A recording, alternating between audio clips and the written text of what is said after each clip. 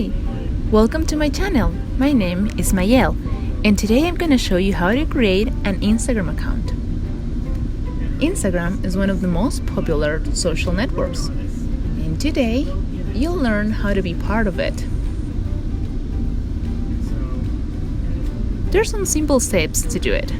First, tap your phone's App Store to open the App Store. You'll need it to download the program Instagram.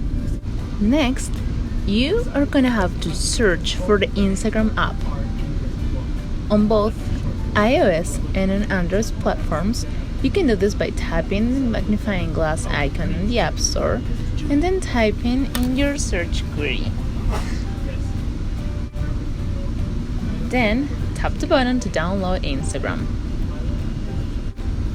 Next, tap on the sign up button.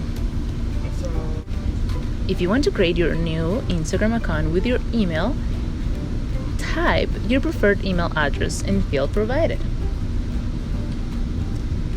Then, you're going to have to create a new username and password.